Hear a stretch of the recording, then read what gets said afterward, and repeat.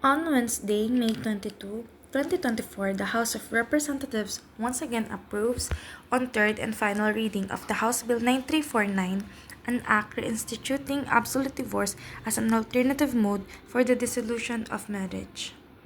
Before anything else, hi, I'm C, and welcome to my podcast, where I overshare things that I overthink, overanalyze, overreactive, and things that just overwhelms me a lot. Welcome. This is the first episode of Over Opinionated. Disclaimer, hindi po ako mangbabatas and knowledgeable or expert when it comes to this topic. And I'm purely speaking po in behalf of my feelings through experiences I acquired. And credits na rin po sa iba't ibang sources na nakita ko at natulungan ako upang mabuo ang episode na to. Again, just as heads up lang, hindi ganun ka-finalize or buo tong episode na to, but here goes nothing, guys. To start off, i-discuss muna natin ang iba't ibang mode for dissolution of marriage. So we have legal separation, annulment, and divorce.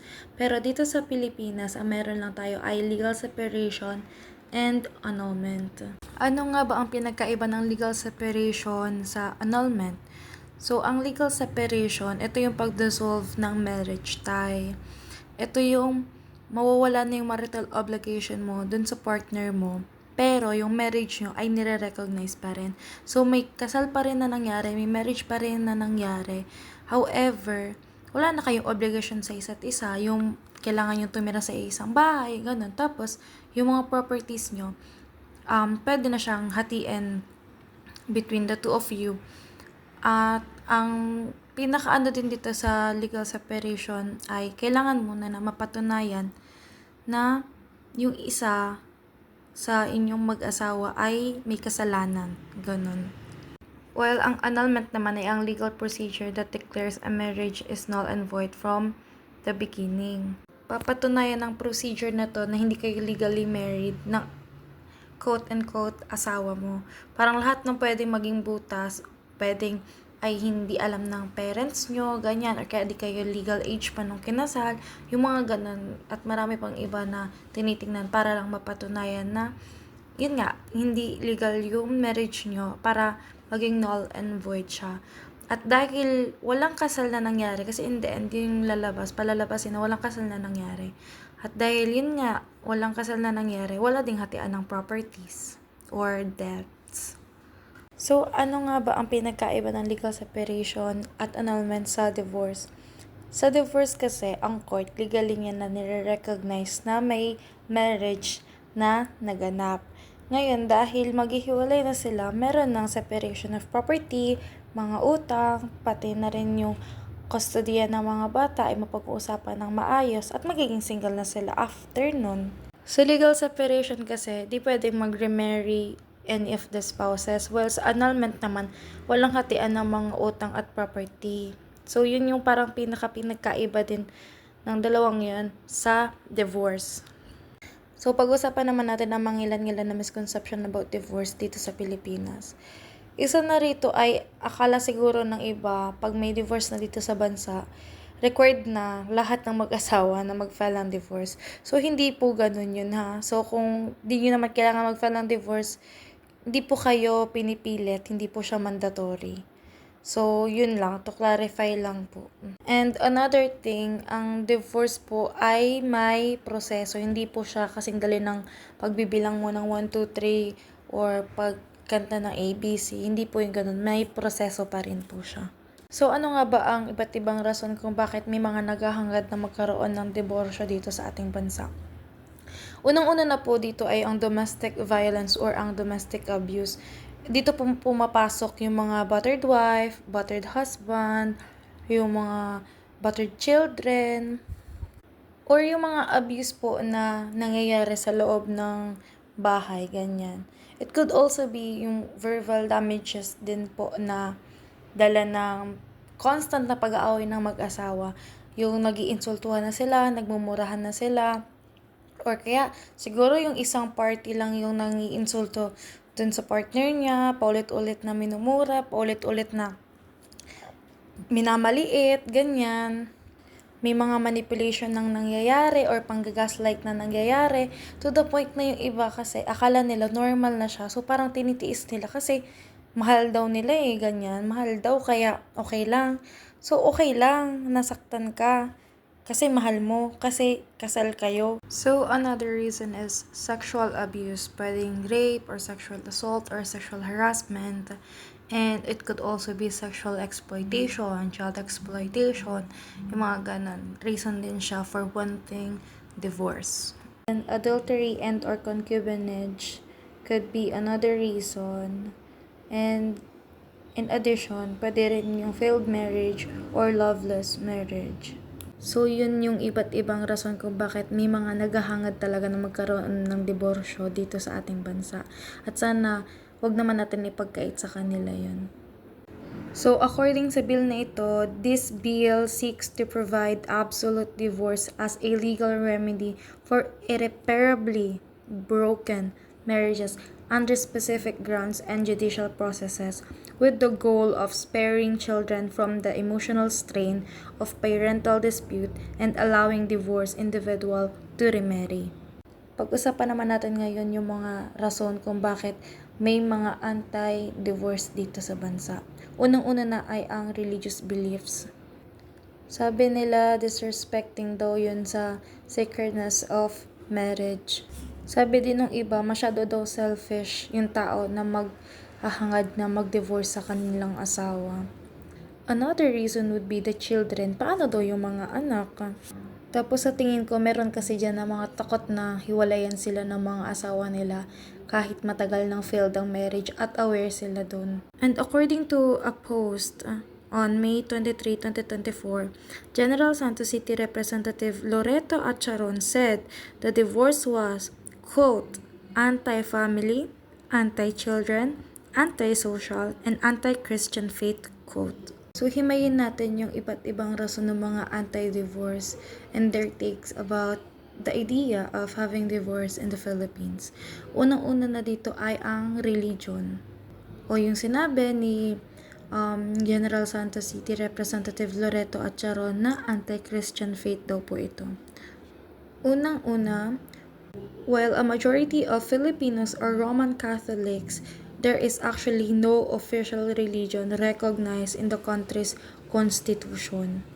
So, bakit tayo magsasalita para sa mga hindi naman pala parte ng ating relihiyon? Dahil may iba't ibang relihiyon po na nag-exist dito sa bansa natin. So, paano naman sila? I-disregard din ba natin yung mga idea nila? Dahil, quote-unquote, anti-Christian faith daw ang divorce?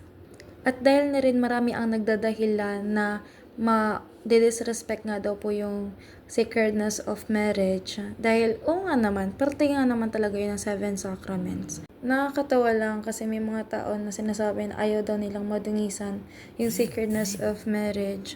Pero mga enabler ng adultery and concubinage and tinotolerate yung domestic violence na nangyayari.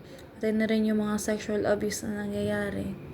Hindi ba kung malakas ang pananampalataya ninyo, dapat hindi kayo papayag na nag-exist yung mga yun at hindi nyo siya ito-tolerate? May mga alam din ako na couples na kung makapagsalita sa mga partners nila, grabe talaga. Yung nakaka-degrade na, yung tipong sasabihin ka ng tanga ka, ang bobo mo, ano ba yung pananamit mo, para kang baboy, or kaya sasabihin ka na wala ka nang ginawang tama. At ang hirap tumira sa isang bahay kasama yung tao na ang liit-liit na ng tingin sa'yo.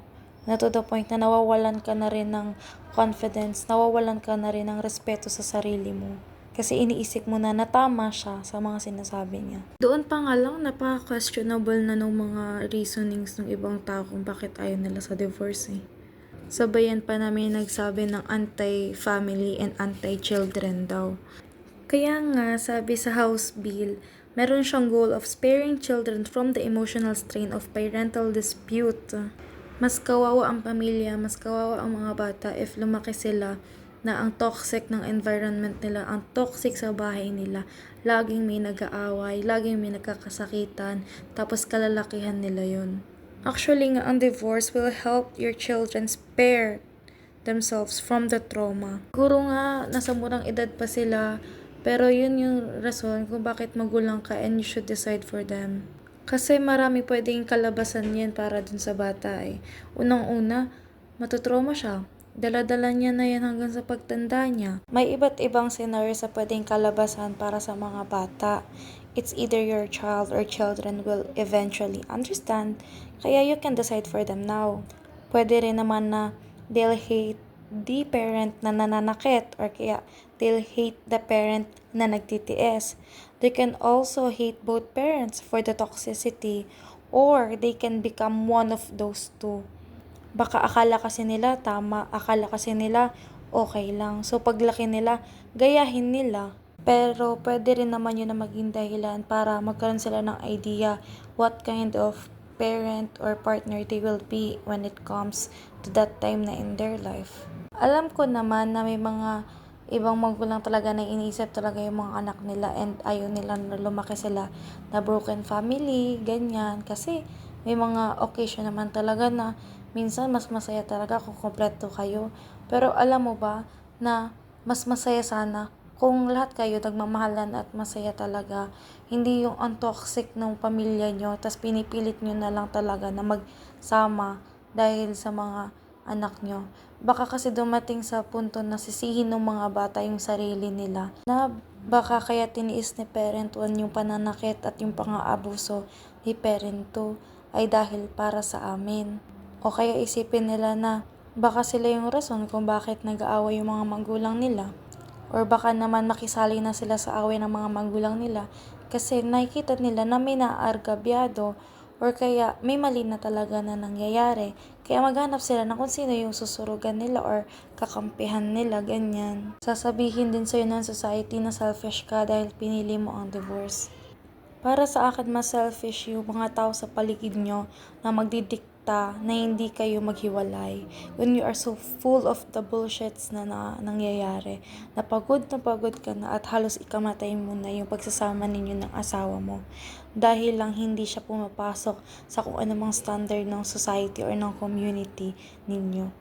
Bakit ka magtitiis sa relasyon dahil lang sa peer pressure na nagsasabi sa'yo na mahina ang pipili ng diborsyo, selfish ang pagpili ng diborsyo. Hindi naman sila yung nasasaktan, bakit nila i-invalidate yung mga nararamdaman mo? At ikaw, bakit mo sila hayaan na i-invalidate yung nararamdaman mo? When it comes naman to loveless marriages or failed marriages, para sa akin, let's allow victims of these failed marriages to finally choose themselves and free themselves from further damage as well as their at least remaining respects for themselves.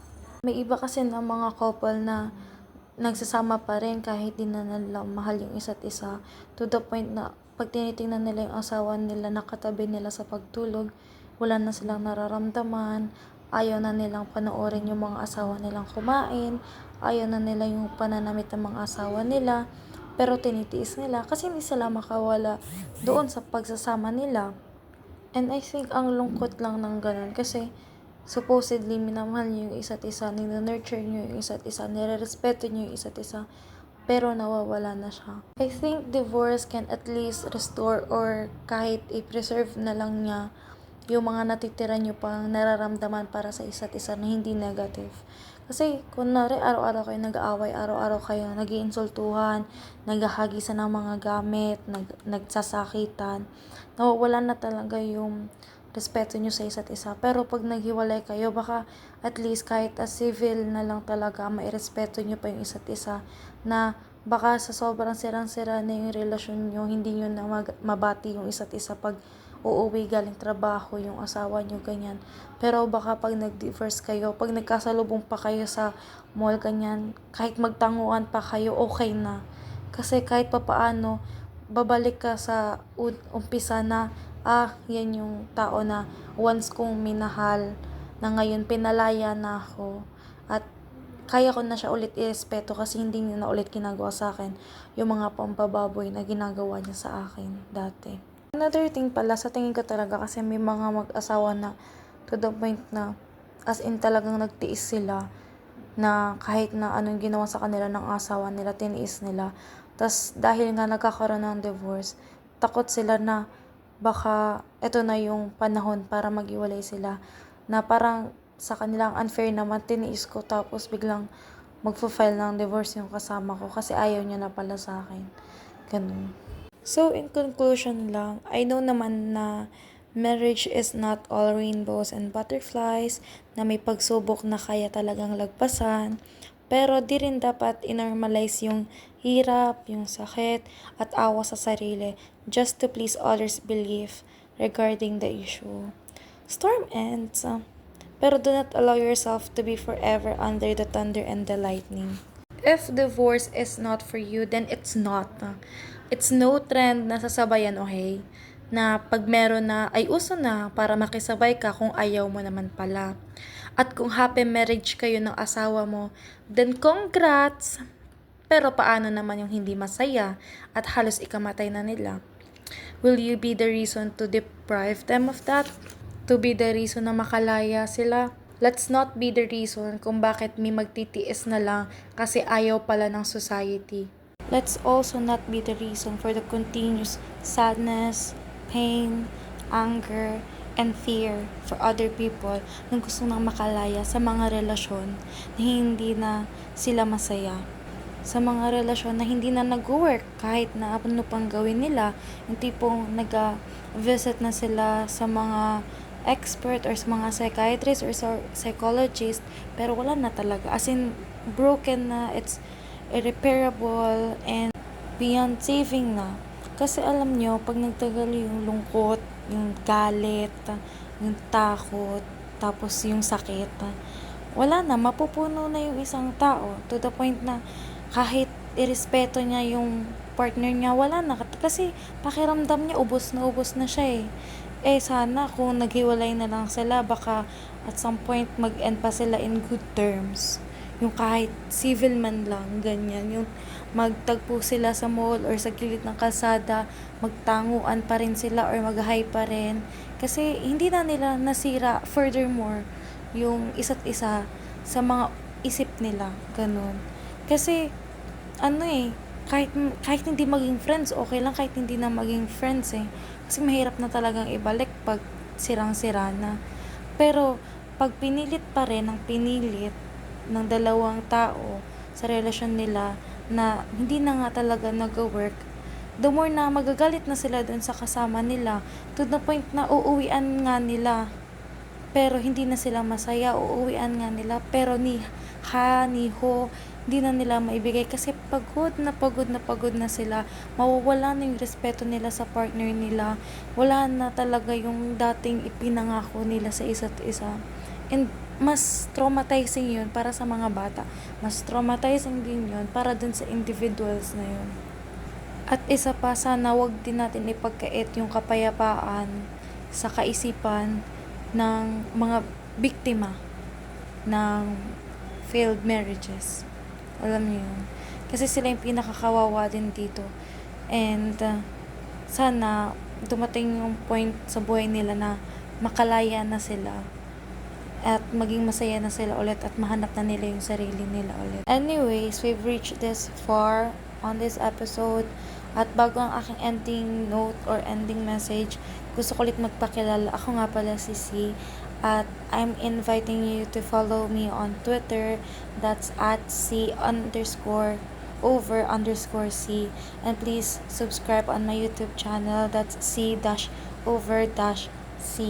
By the way, pagpasensyahan nyo na ako kung ganito ako magsalita kasi sobrang na-awkward na talaga ako and nakikringe pa ako sa sarili ko. So, ayun. Kaya ganito ako, guys, kahit na-recorded na nga lang. Ending this episode with a message or a note na gusto ko lang sabihin na alam ko marami tayong magkakaiba ng opinion at magkakaiba ang mga pinagdaraanan. Ngunit sana sa mga usaping katulad nito ay mas marami sa atin ang mas palawakin pa ang kanilang mga kaisipan at isaalang-alang ang kapakanan ng mga taong naapektuhan at nakararanas nito ng mga nangyayari sa kanilang realidad. At sana mas maging aware tayo at mas tulungan pa natin sila at huwag maging dahilan kung bakit sila lalong panghinaan ng loob. So ayun lang, be your own strength, make yourself happy, pero kung may onti ka lang na extra, sana hindi mo ipagkait na ipamahagi sa iba. Sa susunod ulit, bye!